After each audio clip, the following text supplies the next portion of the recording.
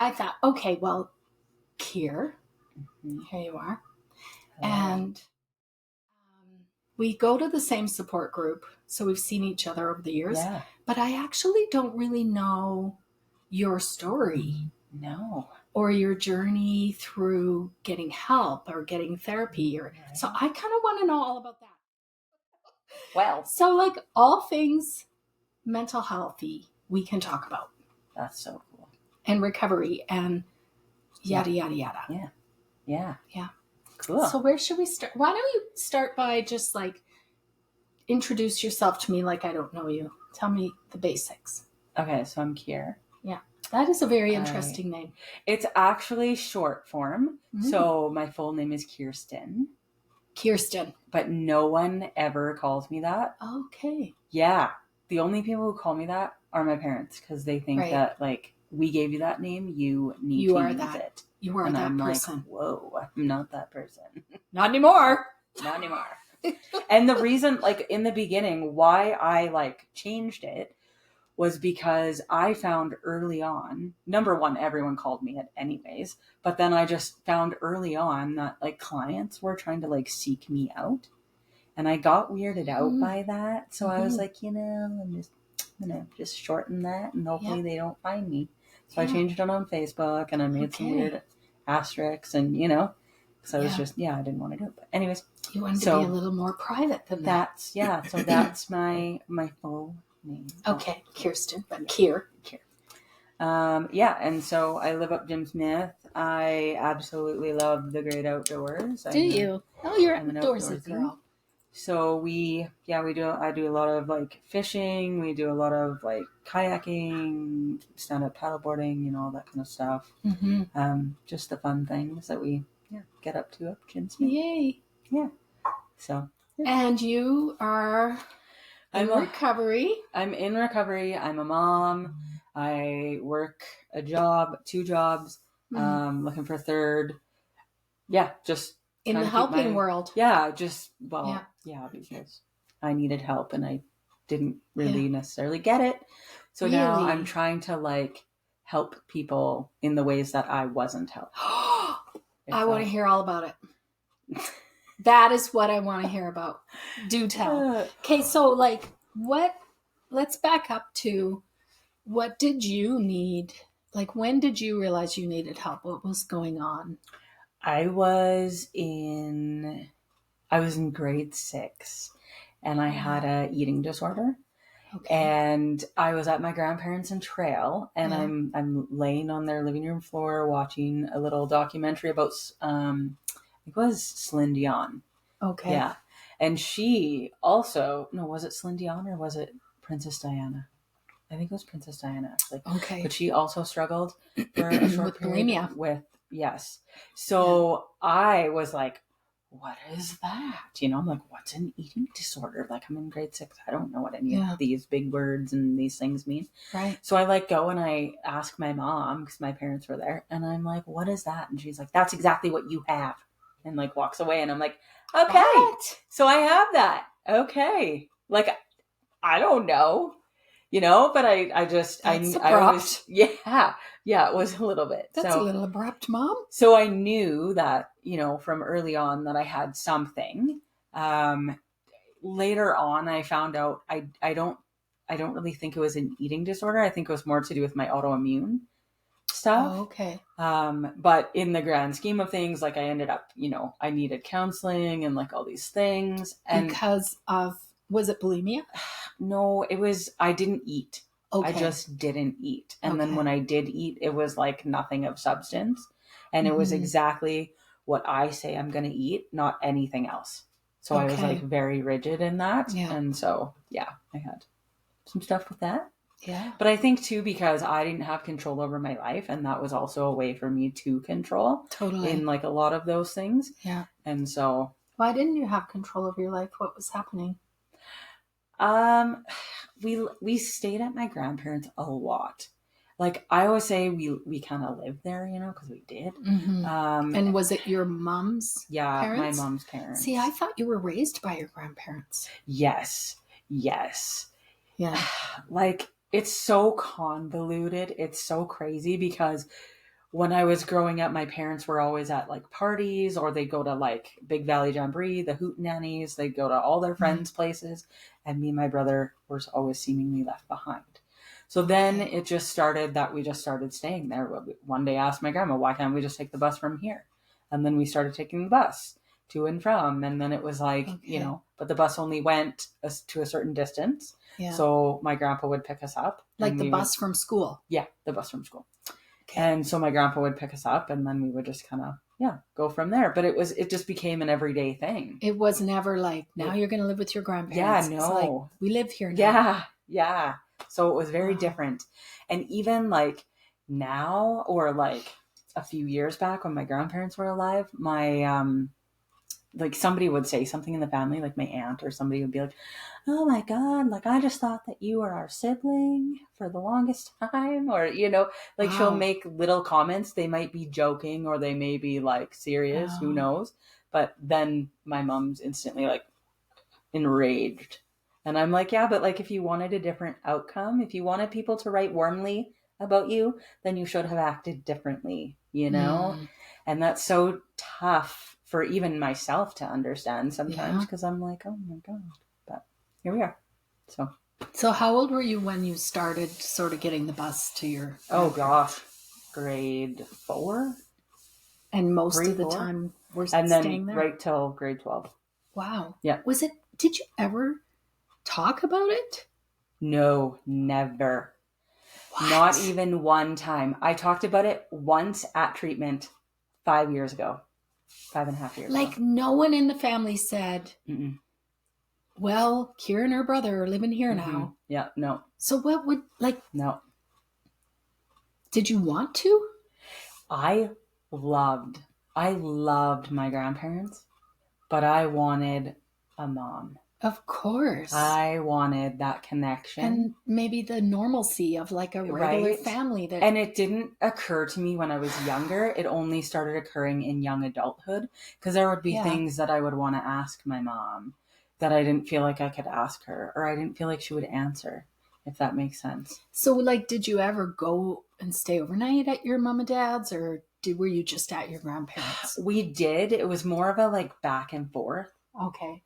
Yeah, more of a back and forth. I haven't spent the night though since I left home. Yeah. We haven't, like, which is funny because I didn't really think anything of that. And one of my lifelong besties, she just lived like just down the road from us on the farm. She was like, you haven't been home? And I'm like, well, I've been home, but like we don't stay the night there. And she's like, what? Like it just blew her mind. She's like, I didn't know that. I'm like, no. I was like, I don't know. I just don't have that rapport or connection per se, right? Or comfort, maybe. No, yeah. Well, it doesn't feel like you're home. I know. I feel like an outsider sometimes. And I feel bad saying that because they're my parents and I don't want to upset them. But like, you know what I mean? It's like one of those things. Why do we fucking do that? I don't like know. Where it's like we feel so bad saying what was just true. Yeah. What just happened that we had no control over. Well, it's so weird because when I was 3, we used to live in my great grandma's house, and we moved into this big house or whatever, this like 6-bedroom, whatever house. And I remember my grandma taking me and my brother to the house for the first time. Mm-hmm. And we like opened the doors and she's like, okay, like you live here now. Like this is your home. And I'm like, no, it isn't. Like, I want to go home. This isn't my home. And she was like, what? And I had this like major meltdown. And so ever since that moment, it was never, that house that my parents had, what never felt like home. And I searched for home in everything. Do you still? I do. I do. But I always think like, okay, I have kids now. We have a beautiful home. Like we're creating all these wonderful things. But then why doesn't it feel like home? Right. Yeah, I don't know. Some of those wounds are just... But then I'm like, am I just wanting more than what I really need? Like, I don't know. I don't know. It's the feeling of home and belonging is pretty core. Yeah. Like, it's not just like you're being too demanding. Right. Right. Like, that's a pretty big thing to miss out on. But I think that Like you had it with your grandparents. I did. And I didn't really search for it while they were alive, if that makes sense, because they were alive and well, and I could call them at any point. I could see them. Like I used to go there every weekend. We spent, so much time there. My kids were so bonded with them, which was terrible in the end. Like worst decision of my life, because then they're so crushed. And then I have to walk them through this like grief journey, and like I'm trying to navigate it myself. And then I've got these two littles that are like, we don't know what the hell's going on. And I'm like, me either. So they're both gone. Yeah, both my grandparents are gone. So that must have been hard, like losing your primary. Yes, that was parents, so difficult. Your primary attachments. The only thing I can say though is, this is pure selfishness, is the way that they went. They both had cancer. And so I had more time with them than the average person who, would have a heart attack and you can't, like time to say goodbye. Yeah. Time I had to more know time they were going. To sit with my grandpa. I wrote him a little letter. I thanked him, for taking care of us and doing all the things that he didn't have to do when we were younger, and, all that kind of stuff. And then my grandma, I was able to ask her questions like, are you, do you think I'm where I should be in life? Like, is this what you wanted for me? And like, all those life things that you kind of just, So I had really good closure out of that, but it didn't help. No, it was still a mess. The person is still gone. And yeah. So when did you, tell me a story about when you first went to counseling. Ooh, I was in grade 7, I want to say 6 or 7. Ooh. And how was it? Do you remember it? Terrible. Oh, do tell. Ooh. Oh my God. So this old guy in his 60s, not old, old to me when I'm in grade when you're that age, 6, right? Yeah. Cannot relate to at all. Like there's no similarity. There's just, and when I was taken there, I always felt like, I'm sure this wasn't the intention. Well, I don't know, but right. I always felt like, here she is, just fix her. Just fix her. And I'm like, I was like, I don't know. Drives me crazy. Yeah. So I was always like, I don't really know what I'm supposed to say here. So you felt that sense of you're the broken one. We're bringing you here so that you can be fixed, but you didn't even know what was wrong with you. I had no idea. And I had lots of turmoil. Like I had a friend whose mom died in grade 6 and she was left orphan. So she moved in with her aunt and uncle, and like she was completely messed up. And so she was like my best friend. And so then in turn, like, because I'm very codependent, I was completely it was so weird. It's a lot to go through at that age. There was like a lot of things, a lot of ick going on. So that guy, not a good kickoff to your career in counseling. Whoa, not cool. Do you remember anything he said or did? Well, so we'd always start the session and he'd like talk about his son and how his son did this like comic. He was a comic book writer. And, like if at any point I wanted to like read his son's comic, and I'm like, I don't care who your fucking son is. Like, I don't even know you. Like, what? I was like trying to make a sale? Okay. Like, what? I don't know. Let me talk about my own son and his business. Would you like? Would you like to be interested? A comic? Like, okay. Oh my God. Yeah. So that in itself was weird. And then it was weird because he would ask questions that like, obviously I knew my mother had talked to him. So then I was like, obviously I'm not going to tell you anything because you're just going to go tell her. And this isn't things that I want to tell her. Clearly. So he wasn't like transparent. Like, here's what your mom has told me. Nope. So you couldn't trust him. Nope. Not at all. Not at all. Smart. Yeah. Oh yeah. And so then I learned early on, like, trust no one. If the help is the professional, trust no one. So that was and that carried out. So then that carried out into my drinking career, my career as a mother, because then immediately, like when I found out my son was autistic, I'm like, okay, trust no one. I don't believe anything you say about what's going on in this school. He's coming home looking like this, and I need to know why. And so the help is untrustworthy. And that foundation was laid. Yeah, for sure. So without saying any names, we won't name any names, but tell me, like, give me some more excerpts from maybe some good counseling. When was the moment where it, or did it ever get better? Fuck. Did it ever, like... Did it ever? How many shitty people are out there? No, I'm just kidding. Lots. That's a lot. But no, it did. I had a counselor. She was amazing. She also happened to be my friend, but she, I don't know, she just like held this safe space all the time. And she was like this very calming presence, even though she thought she was a disheveled mess. I'm like, you're not though. Like you are the epitome of beauty and just like safety and all these things. How and did she do that? We used to do a little bit of tapping. Oh, yeah. And like that really helped because I was very hyper focused on like my happy place and my safe space and just being in her office with her and like everything. And then just being able to like close my eyes and be with her. Cause I was always, yeah. Cause I was always like, I'm not closing my eyes around you. Like, I don't know who you are. So how, like looking back, what was it she did or didn't do that made it feel so safe? I think, well, for me, it was because I already knew her in an outside setting as well as an inside setting, if that makes sense. It does. Like in a casual... So she had credibility. She had money in the bank with you. Yeah. So I had already, and I mean, like, that's when I worked at the treatment center. She was a counselor there for a period of time. And like, just wonderful. I saw her in action with clients. I was able to just kind of... You sort of vetted her. Totally, 100%. 100%. And I told her that. I said, you know what? If it's too weird for you, we do not have to do this at all. We didn't do it when she worked at the treatment center. Like when we both worked there. We did it after she left because she left and then I left after. But yeah.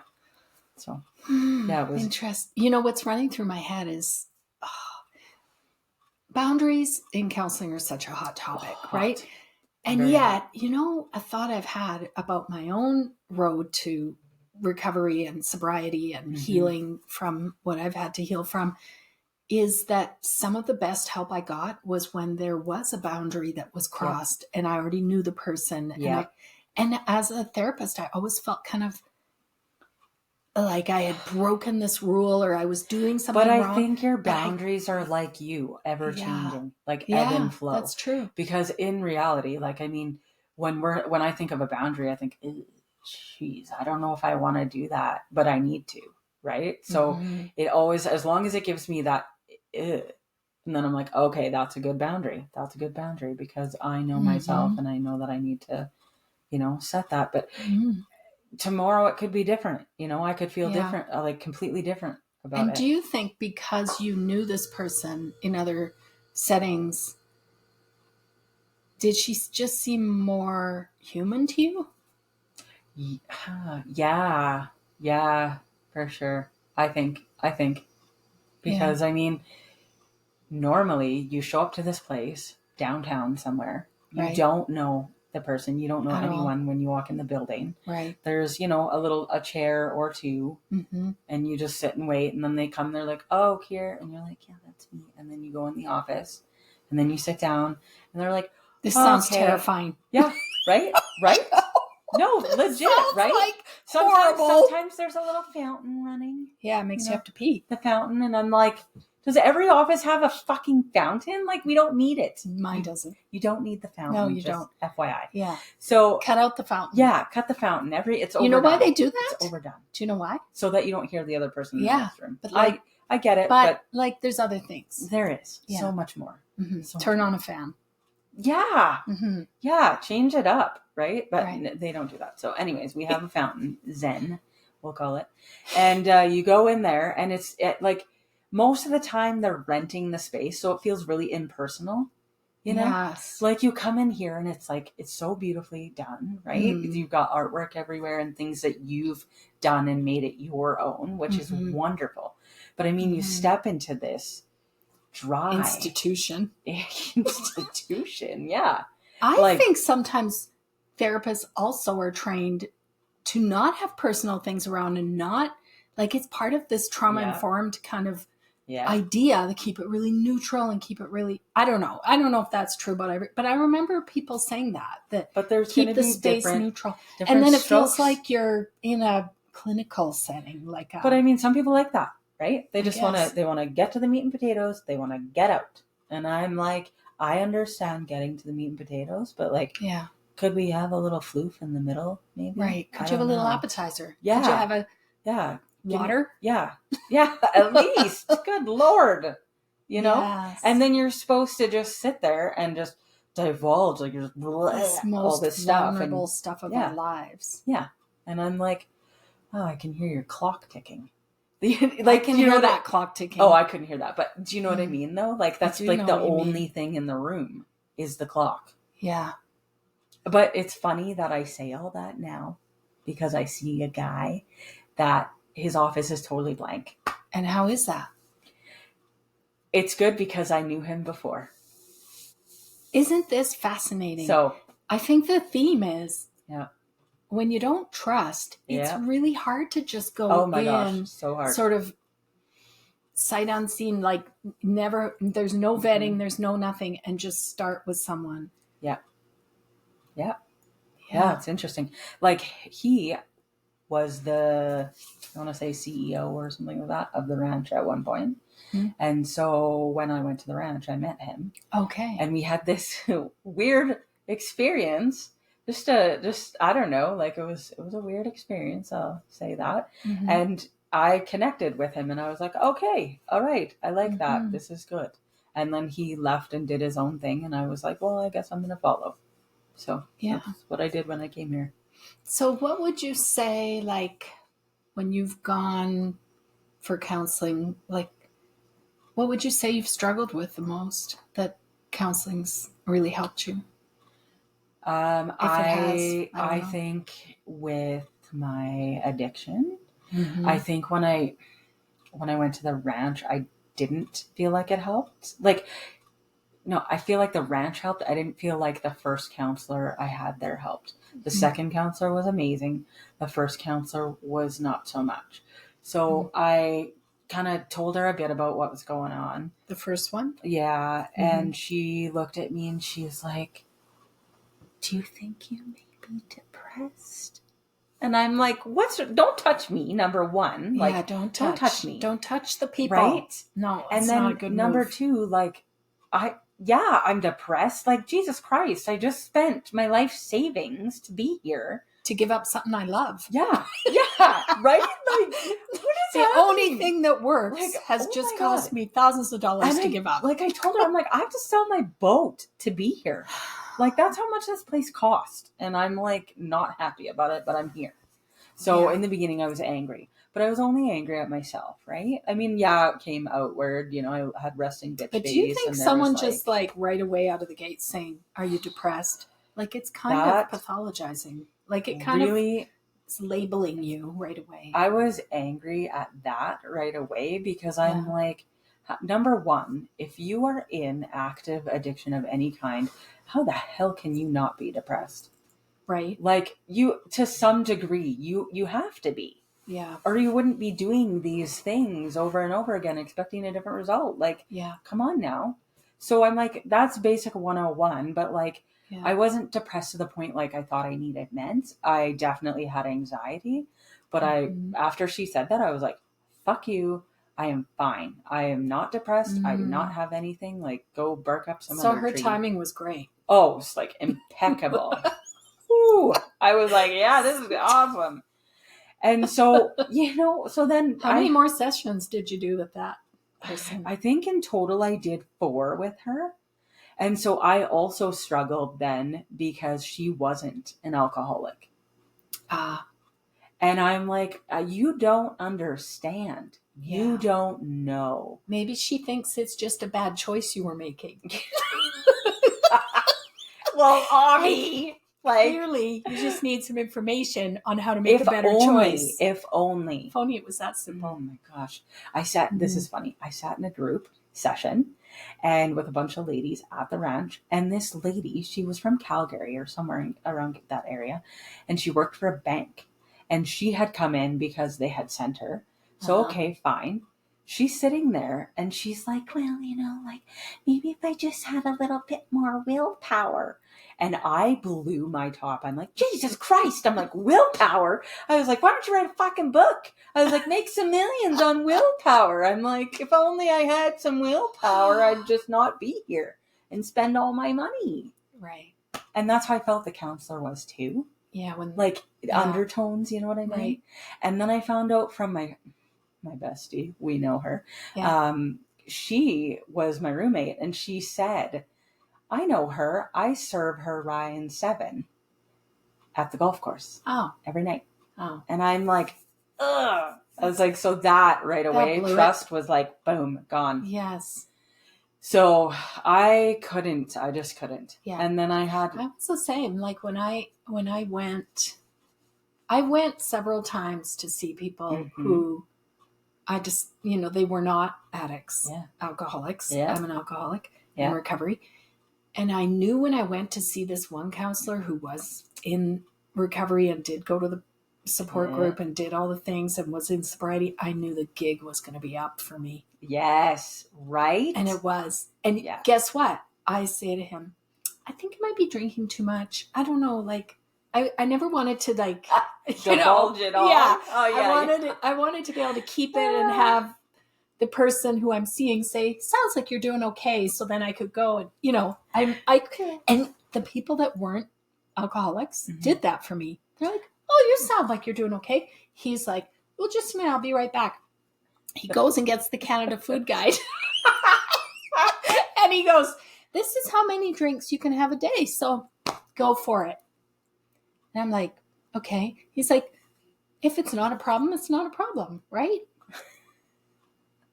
He knew how to get me. Yeah. It's a problem. It's yeah. But I mean, he did a lot more than that, but he never, I think that's the difference when someone has been there. Yeah.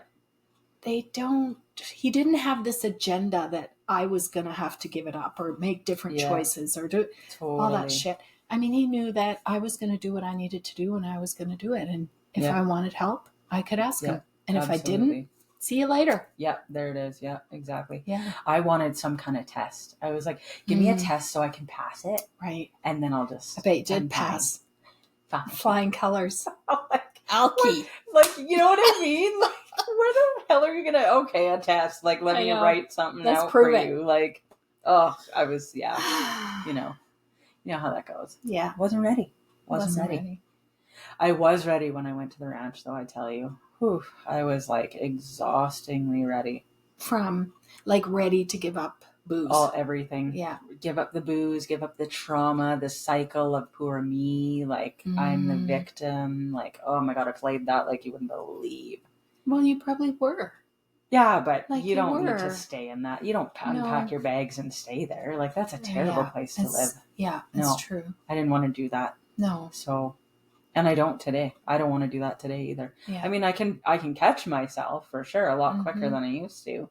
Before I would let myself run rampant, but like now I can catch myself when things are going awry. I'm like, okay, now I just need to look at this and realize, okay, you know what? I might have been a victim here, but like what's my part? Exactly. Yeah. And I don't want to stay a victim. So how do I get out of victim mode? The true victims are our children. Yeah. Because when they the part 100%. Of us that's a child that was victimized, we need to never, ever forget that. Mm-hmm. Right? Like, we couldn't just leave. We couldn't just change our circumstance. We couldn't. That doesn't exist. But as adults, we can step out of that role. Totally. Yeah. I was so afraid, though, to be a victim and to look like a victim and sound like a victim that it's like I negated what I went through. Yeah. And I didn't actually acknowledge it enough to heal it for a long time because I was like, I'm not going to be a victim, so I'm fine, which I clearly was not. And I looked at it as I wasn't any worse off than anyone else in our community. Mm-hmm. Do you know what I mean? Right. Because we came from a small community. Yeah. In the middle of nowhere. And everybody drank. Yeah. And that's what we did. I mean, I can remember walking into the bar at 13 and like being served. Right. So that's, you know what or the culture like, is, it's so different. It's so different. So I think like, obviously now I'm like, oh my God, I have a 13-year-old. I have a 16-year-old, and I would be mortified if my 13-year-old was drinking. Like, absolutely mortified. And back then it was like, oh, come on in, sit down. Right. Like, it's when you start mattering. Okay. When you can start drinking. Right? Yeah. Wow. Yeah. So it started early on, and I used to get like blackout. Yeah. And then that changed, and like I went through all the seasons. I felt like it was such a weird thing, right? You know, and I didn't think it was any different than anybody Sally else Sue down the street, right? So you probably weren't. Yeah. Do you think you have been depressed? Yeah, yeah, definitely. After my grandparents passed, I definitely was depressed for probably grief. A year for sure. Was it grief or depression? Oh, I couldn't even get out of bed. I was just like a mess. I took my son to a grief group that they were holding for children. We did that for 12 weeks, and that was so helpful. Oh, that's good. Just this elderly woman in our little city that we lived in at the time, she was putting it on. She was basically just passing the torch on to another lady to take it over because she was kind of retiring, but wonderful. So there was like a group of ladies that would take the children, and they would go in and they would do a little craft with them, maybe like a little reminder of their loved one or whatever. Right. And then they'd give the kids a little stuffed animal, you know, to hug while they were, you know, like it was like this whole process. Very right? Nurturing. Yeah. And so I just thought I was taking him. I'm like, oh yeah, you go do your thing. I'm just going to sit here. And they're like, oh, we actually sit in this room here, and we have some pamphlets, and we just, if you want to just talk. And like, I guess. So I like go in there, you know, and they start out with like, they have this little sheet and it talks about what the kids are doing. So I'm like, oh yeah, this is fine. Like, okay, I'm going through it. And then it's like the floodgates open, you know, because you're reading this and you're going through that, and your emotions start going. And then before you know it, you're sitting in a corner with a Kleenex, and so. Yeah. Just natural. So it was so like a safe space. It was, and just you know what's feel funny? What you felt. She's the first person that I had any capacity of like unloading my feelings on that I didn't know. Trusting. Yeah, she's the first person. And what do you think it was she did that made her? I'm a sucker for the elderly, like a sucker, right? So that for me was a draw, like. Oh, you've been doing this for years. Have anything to do with being raised by grandparents? Yes. Maybe? Yes. Yeah. Yeah. So, yeah. Reminiscent Very. Of the safe people in your life. Very. I haven't thought of that for so long. I forgot I even did that with my son. Wow. That's cool you did. Yeah. It was cool. It's very cool. One of the things that comes up for therapists a lot, believe it or not, like it might not be that big of a surprise. Woo! Is how hard it is to work with people when they're in that really low state of depression, when nothing, it's like the energy is gone from the room. Yeah. The hopelessness is just like palpable. Huge. And the therapist actually we all get in this spot where we really want to help, but everything we do to help, the person's like, nope, tried that. That's not going to work. Oh nope, God, yes. Done that. That's not going to work. And then it's almost like when I talk to therapists, me included, we get almost paralytic by this energy of hopelessness. I have that at work. And so what is it that helped you? Like when you think of going to see someone in that place. Yeah. And I'll think of it too, when I've been in that place and I go and see a therapist or a counselor or whatever you want to call it. Like, what is it they have done that actually did help? Well, again, I really like the tapping. Okay. That was really good with my friend. And then. Now, when you say tapping, do you mean tapping this and or just tapping this? And then she had a little thingy and we EMDR. There we go. EMDR. Okay. So we did some of that, and I really liked that in the moment. And then again, like just having that personal rapport with that person already, and being able to fully like let down my guard, like, okay, like I'm here. Yeah. This is what it is, you know? Yes. Because I think in the beginning, it was very, again, clinical. Like the first person I saw after I got out of the ranch, her name was Michelle. Terrible. Like it went south so badly. And she was recommended by a lot of people in our little city because she was one of the few addictions counselors of that time. Right. Yeah. And so I had seen her a couple of times and I couldn't connect with her. She wasn't, I don't believe that she was an addiction. She, like, all sorts of things. Her main focus was, well, now you're revamping your life, right? And I'm like, well, yeah, to a degree. I mean, not every part of it. I mean, I still loved the parts of my husband and my kids, you know, like those were good parts. I just needed to tweak some things so that I could become a better mother and, you know, whatever. But she was like hard and fast. Like, you need to, this is what change everything. This is what you need to do. Oh, and then bossy. maybe you need to leave your husband. Let's look at that. What does that look like? And I'm like, what? Whoa. Like, no. I'm like, oh my goodness, what on earth? I can't imagine why that would go wrong. Oh, so, and it wasn't, I found out later that it wasn't just me. That she had given some of these, I'll say loosely, advice to, but like a strong agenda. Like, yeah, here's what you need to do. Yeah, very. Yeah, that doesn't really go well, does it? And like, oh, have you been going to the meetings? Well, yeah, duh. Like, that's not a part. And then she asked me about. That's like the police. Yeah, and she asked me if I wanted to dive more into like the AA side of things. I'm like, no, I can get that for free. I can literally walk down the street, literally like a block over, and get that for free. Right. I was like, please do not go into that. Yeah. That's not why I'm here. If that's why I was here, why would I pay you $200 an hour? Exactly. Someone like, with like that sort of driving agenda of what you need to be doing. Yeah. It's not really therapy though. That's more like teaching and preaching. And right. And all I wanted was something easygoing. Yeah. Again, like where I could just be.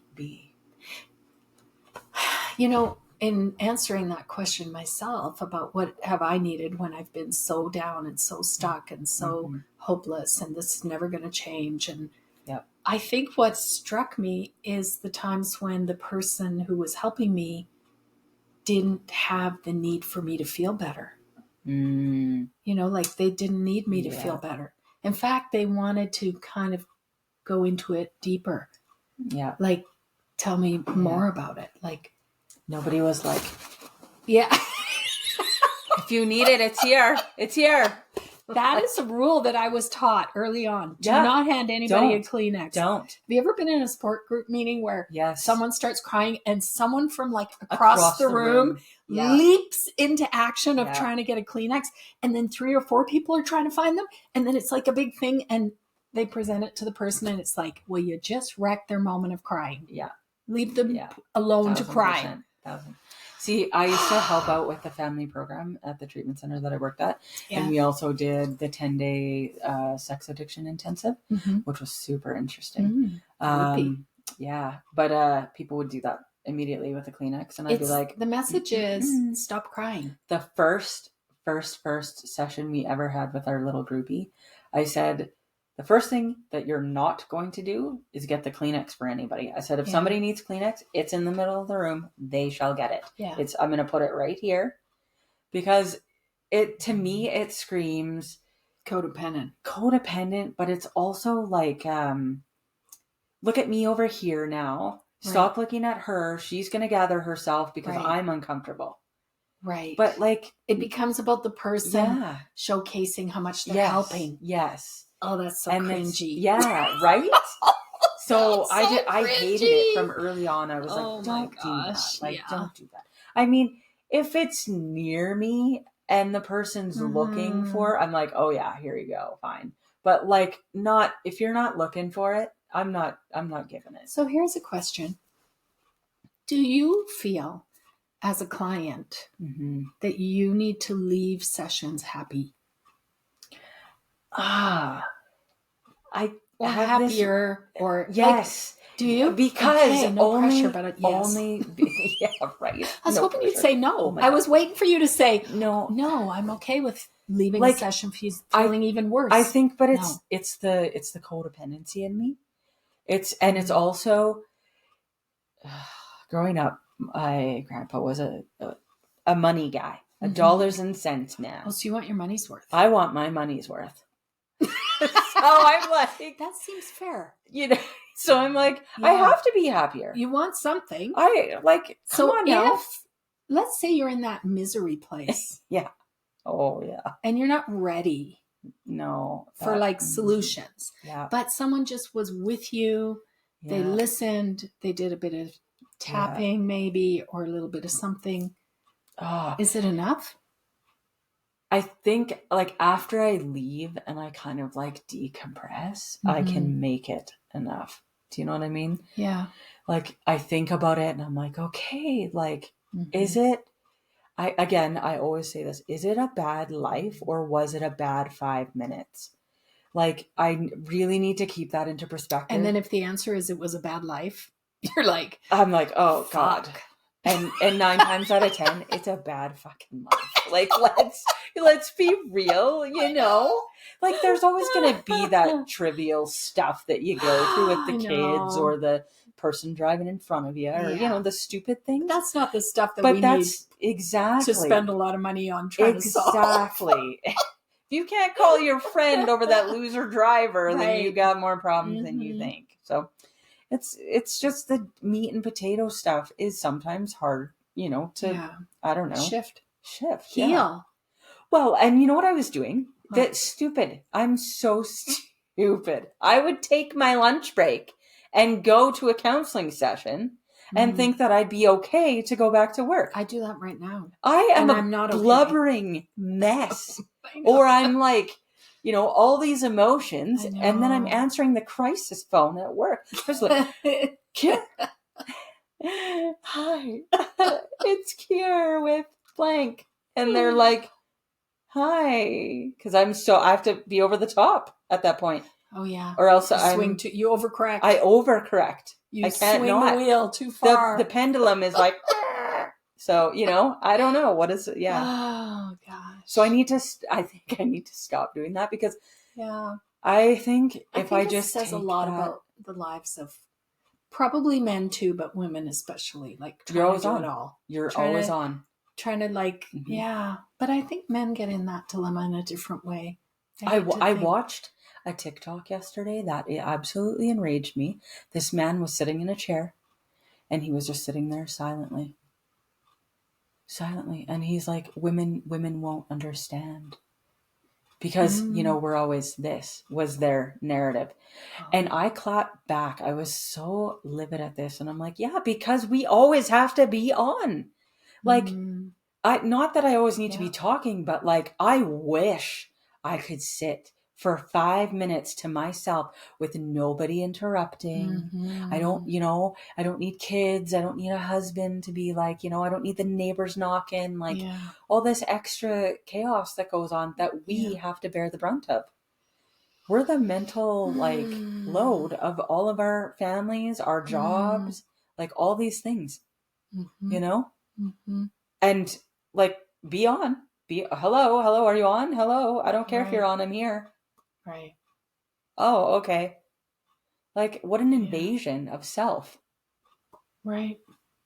Like I feel like you lose who you are. Every time you're on for someone, you're off for yourself. Because you can't be both. And what does it take for you to not be on for someone? I think for me, again, like trusting. So like that betrayal, I'm off immediately. I'm like, you know what? I don't have the capacity to be on for you anymore. We're good. My job, I can easily envision myself, you know, when I have that drive home from work, I'm like decompressing in my car with some music and I'm just like, okay, like this is good. I'm alive. I'm here. The scenery, Mm-hmm. you know, sometimes I open the windows. I smell the crisp fall air and I'm like, all right, Mm-hmm. this is life. This is exactly what I envisioned for myself and my children. Yeah. You know, but again, when you've got all these outside entities trying to get in and take up that space. Yeah, it's tough. You know, I've got people that'll try to call me while I'm driving home. And I'm like, yeah, service is shit. End call. Right. Like, yeah. Sorry. That's where boundaries come in that Yep. are so life-giving to us. And they're so little and so easy. Yeah. And I always tell my kids, if you're struggling, if you're anywhere in the world and you're struggling, blame it on your mom. Blame it on me. Yeah. You know, you're at a friend's house and you're having a rough go. Text me. So who do we I'll blame it you. on? Who do you blame it on? Who can you say? I will. Again, I don't like to go back to the victim role, but I just blame it on, that's how I grew up. There you go. Yeah. Sometimes we need to. Sometimes. Yeah. We can't always do it just the right way. Sometimes we just need a little out. Wow. Really?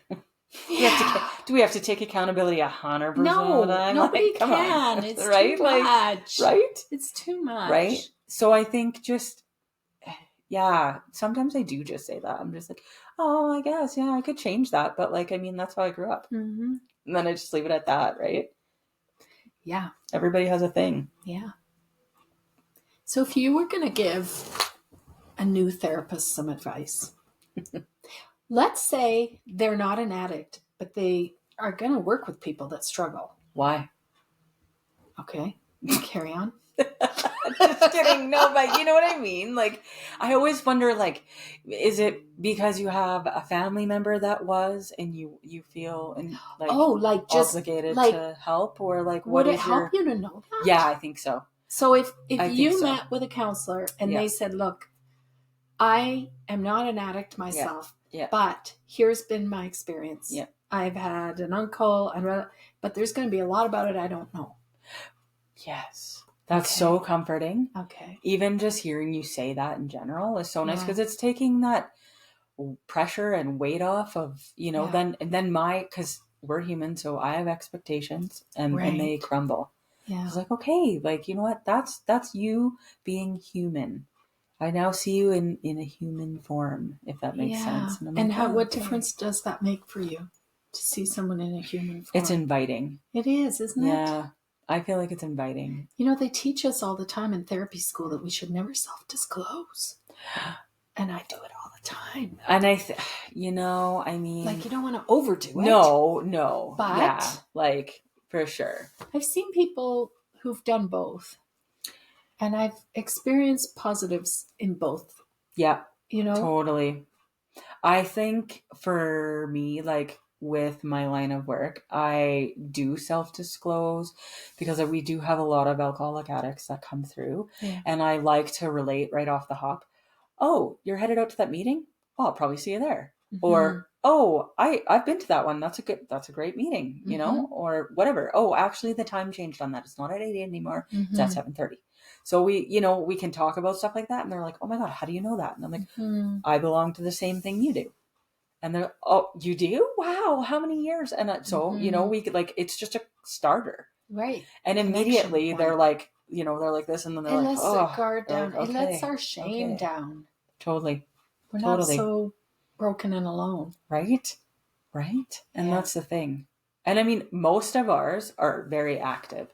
Very active. And, you know, some don't even want to change. They're just like, I'll just take my 30-day free stay here and, you know, move on. No big deal. I'm not going to judge you either way. Hey, you need a 30-day life break? Come the frick on in, man. Yeah. Let's go. Yeah. I'll set you up. I don't care. Yeah. So, you know, I mean, it is what it is, but I think it's just more humanizing when you can relate to somebody. Yeah. I mean, obviously you're not going to say, back when I was 2 in 1970, blah, blah. Like, no, we're not going to, you know, my mom, Sally Sue Jane. Like, no, you know, but like there is a time and there is a place. Yeah, I mean, I think there is. If the client brings something up that resonates, I can, you know, bond that way. And then it's, yeah, like I said, it's just a bit easier. It is. Yeah. Yeah. It's just another tool in the toolbox, right? It's not necessarily like you run to that or you have to do that all the time. But when you see that somebody is visibly like maybe uncomfortable or tense or uptight or whatever, like then you can say, hey, you know what? Like I've been where you are. Yeah. I've been there. Right. It sucks. It helps. It's not easy coming in. What is your therapist that you see now? What does he do that you love? So we do this. So I have this thing where like I almost like disassociate. Like that's too much. We're not going to look at that. Mm-hmm. And he'll ask me a question. I'm like, I don't know. And he's like, can the I don't know part let me in?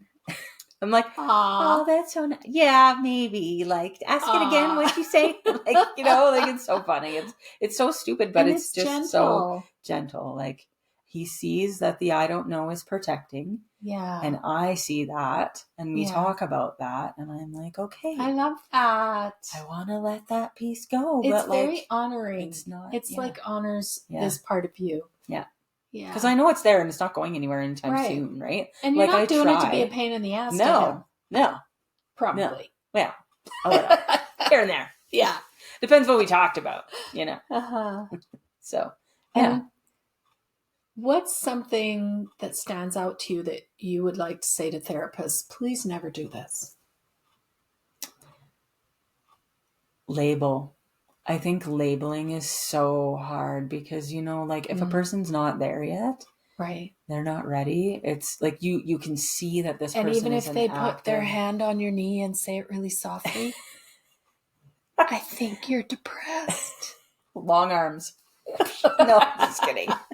But it's like it's hard because if I'm not willing to look at that just yet, right? Or if it's not your paradigm exactly. worry about what the in label the moment is. Yeah.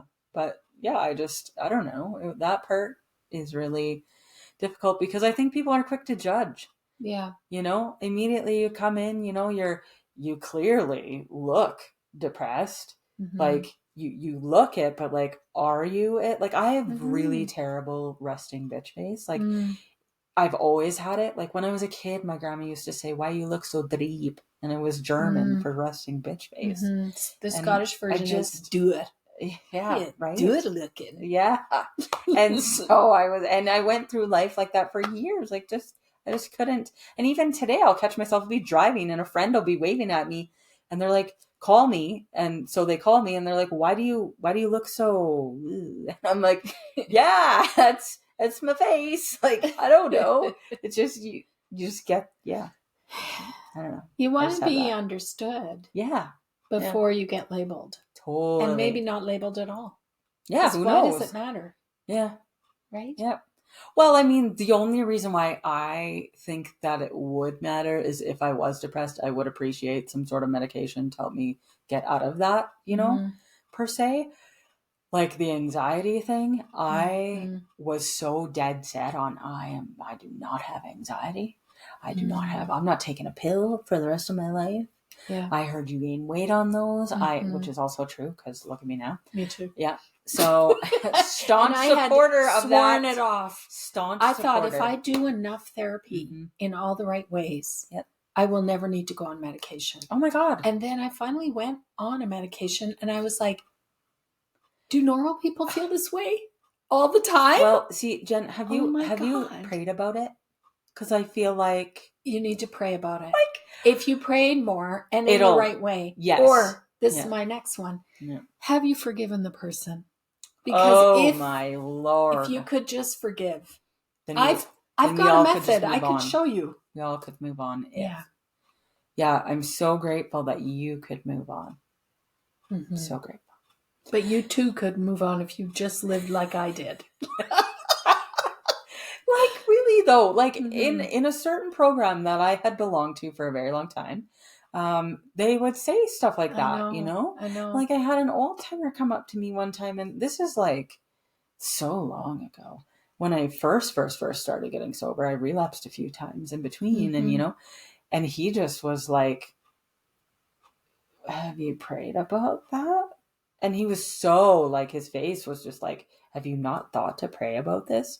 And I'm like, who the hell are you? Right. Like immediately my back was against the wall and I'm like, oh yeah, for sure. And then there was another time where when my grandpa was sick, my grandpa was sick. He was dying. I had moved in like with them. I brought my trailer down to their farm and we just like did life together until he passed. And I had missed like months of meetings. Right. And so when I finally went back, he pulled me aside after and he's like, the only time you should miss a meeting is for your own funeral, you know?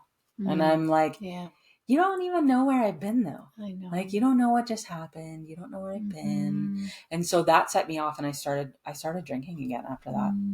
And it's such a trivial thing, but like, I just, I couldn't. Raw. Yeah. You were raw. I couldn't. And you needed support and you needed care and love and to be seen. So it's great that you're set in your ways and that's worked for you for 50 some years. Yeah. That you have been able to abstain from your substance of choice.